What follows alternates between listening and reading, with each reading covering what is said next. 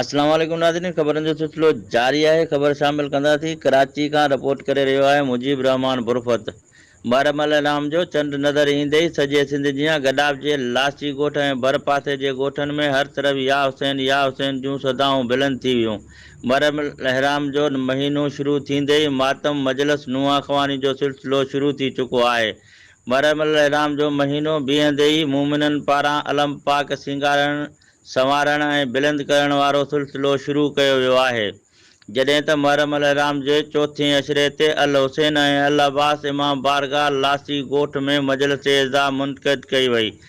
मौलाना अलामा साईं अली ताहिरी जन पंजतन पाक जे लाज़वाल क़ुर्बानीनि ते रोशनी विधी ऐं बयानु कंदे चयो त मोहसिन इंसानियत नवासाए रसूल सल्लल्लाहु अलैहि वसल्लम गोशाए जिगर मौला अली मुश्किल कुशा अलैहिस्सलाम जन पंहिंजे अहल बैत मासूमिन अलैहिस्सलाम असहाब कराम रज़वान अल्लाह अलैहिम अजमैन जन जान माल जी क़ुर्बानी पेश करे पंहिंजे रब करीम जे रज़ा ते राज़ी रही पूरे इंसानियत खे यज़ीदत खां आज़ादु करे पंहिंजे नाना इमाम आले अंबिया सैयदुल मुरसलीन रहमतुल आलमीन हज़रत मुहम्मद सल्लल्लाहु अलैहि वसल्लम जन जे दीन इस्लाम जे सिर बुलंदी अल्लाह रब्बुल इज़्ज़त जल शानहू जे वहदानियत ते ऐं दीन मोहम्मदी ते सभु कुझु क़ुर्बान करे इस्लाम खे ज़िंदा रखण में का कमी न आंदी।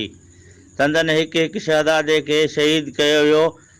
संदन अहल बैत इतिहार सां ज़ुल्म जबर जी अंतहा कई वई, पर पाण रब जे रज़ा ते राज़ी रही दीन इस्लाम जे सिर बुलंदी में कामयाब थी तां क़यामत यज़ीद खे ज़लील कयो ऐं हुसैनियत खे तां क़यामत ताईं क़ाइमु कयो।